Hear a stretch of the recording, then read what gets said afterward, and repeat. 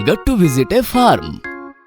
गट्टू के पापा के बहुत बहुत बहुत दोस्त थे और उनके सभी दोस्त उनके घर आया जाया करते थे।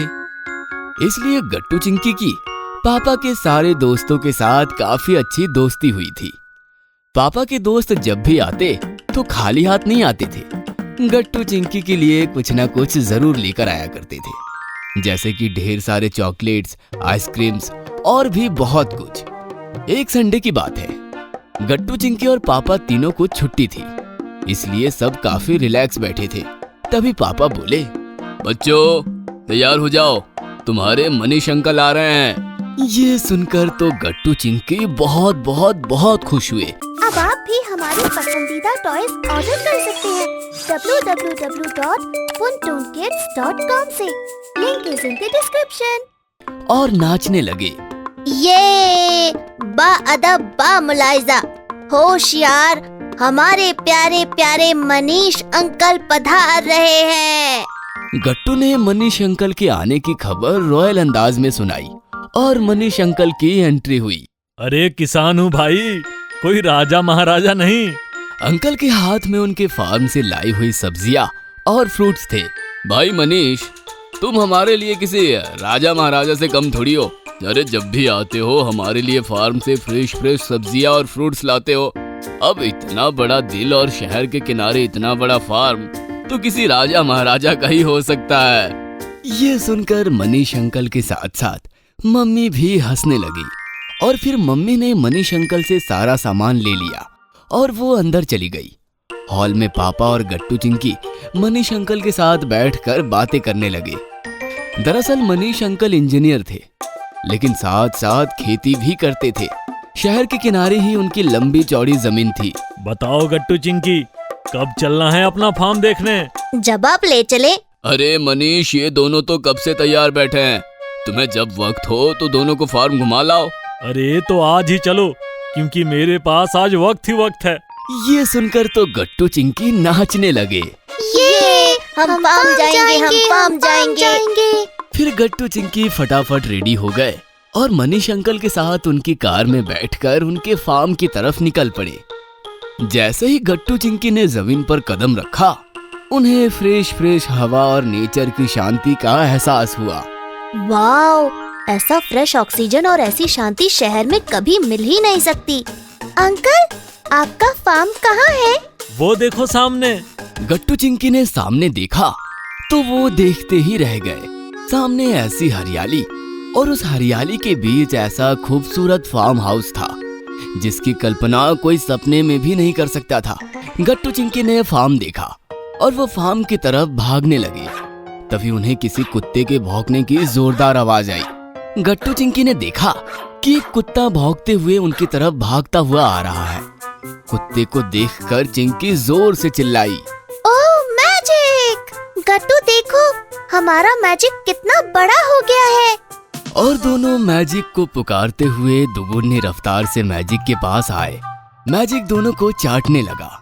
गट्टू चिंकी ने उस पर प्यार बरसाया और खास उसके लिए लाए हुए बिस्किट उसे खिलाया। दरअसल मैजिक गट्टू चिंकी का ही डॉगी था। जब वो छोटा था तब पापा उसे लेकर आए थे। मम्मी को डॉगी पसंद नहीं है, इसीलिए मनीष अंकल मैजिक को अपने फार्म हाउस लेकर आए थे।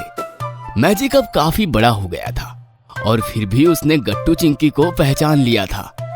फिर गट्टू चिंकी, मैजिक और मनीष अंकल चारों फार्म घूमने लगे। मैजिक सबसे आगे था, मानो वो गट्टू चिंकी को पूरा फार्म दिखा रहा था। गट्टू चिंकी, मैं तो यहाँ आता जाता रहता हूँ, लेकिन मैजिक फार्म छोड़कर कहीं नहीं जाता। फार्म की देखभाल और सेफ्टी की पूरी जिम्मेदारी मैजिक पर है। फिर गट्टू चिंकी ने सब्जियों के खेत देखे, जिसमें टमाटर, गोभी, पालक और गाजर के खेत थे। गट्टू चिंकी ने एक एक लाल गाजर जमीन से निकाला और पानी की बहती धारा में उसे अच्छे से धोकर खाने लगे और खाते खाते बातें भी होने लगी। वाओ अंकल, ऐसा लग रहा है मैं गाजर नहीं नेचर टेस्ट कर रहा हूँ। सच में क्या फ्रेशनेस है, क्या स्मेल है, क्या स्वीटनेस है। हम जब मार्केट से कैरेट लाते हैं उनमें ऐसा स्वाद नहीं होता। उसके दो कारण हैं। एक तो वो उतने फ्रेश नहीं होते और दूसरा महत्वपूर्ण कारण, वो केमिकल्स का यूज करके उगाए जाते हैं, जैसे कि कीटनाशक और रासायनिक खाद का इस्तेमाल करके। लेकिन हमारे फार्म में सब कुछ 100% ऑर्गेनिक है। कंपोस्ट जैसे खाद फार्म में ही निर्माण किए जाते हैं और सारे प्लांट्स को दिए जाते हैं। उसी का कमाल है ये। फिर गट्टू चिंकी ने कंपोस्ट का प्लांट देखा। उसके बाद उन्होंने फार्म में अलग अलग डिपार्टमेंट्स भी देखे, जिसमें एक था डेयरी डिपार्टमेंट, जिसमें बहुत सारी गाय और भैंस थी। उनका दूध निकालकर प्रोसेस होती थी वहाँ। यहाँ कुछ भी वेस्ट नहीं जाता। गाय को जो चारा खिलाया जाता है उससे दूध मिलता है और चारे का जो गोबर बनता है उससे कंपोस्ट बनता है। फिर उन्होंने एक डिपार्टमेंट देखा जिसमें बहुत सारी मुर्गियां थी। वो फार्म को अंडे देने का काम करती थी। फिर गट्टू चिंकी ने फिश डिपार्टमेंट देखा। एक बहुत बड़ा अंडे का आकार वाला तालाब बनाया गया था। उसमें बहुत सारा फ्रेश पानी था और उसमें रंग बिरंगी मछलियां तैर रही थी। इस प्रकार गट्टू चिंकी ने मैजिक और मनीष अंकल के साथ घूमकर फार्म का एक एक कोना देखा। फिर उन्होंने वही अंकल और मजदूरों के साथ बैठकर लंच किया। लंच में ज्वार की भाकरी, मेथी की हरी सब्जी और साथ में फ्रेश प्याज, गाजर, मूली, हरी मिर्ची और अलग अलग प्रकार की चटनियां भी थी। वाह, ऐसा लंच मैंने इससे पहले कभी नहीं किया था। सच में सब कुछ अद्भुत है यहाँ। फिर गट्टू चिंकी ने थोड़ी देर फार्म हाउस में आराम किया। फार्म हाउस ब्यूटीफुल फार्म में बसा एक काफी खूबसूरत और आलीशान घर था, जिसमें शहर वाली सारी सुख सुविधाएं थी। फिर गट्टू चिंकी ने फार्म के मजदूरों के साथ घूम घूम कर उनका काम समझा और साथ साथ उनके साथ ढेर सारी बातें भी की। और देखते देखते शाम हो गई। अब बारी आई थी फार्म छोड़ने की। गट्टू चिंकी और मनीष अंकल कार की तरफ बढ़ने लगे तो मैजिक भी पीछे पीछे आने लगा। मैजिक, तुम हमारे पीछे मत आओ, हम अब जा रहे हैं, लेकिन डोंट वरी, हम अगले संडे फिर आएंगे। ये सुनकर मैजिक वापस फार्म हाउस की तरफ भाग गया और गट्टू चिंकी कार में बैठकर शहर की तरफ निकल पड़े। अगर आपको हमारी वीडियोस पसंद आ रहे हैं तो इन्हें लाइक करें, कमेंट करें और सब्सक्राइब करें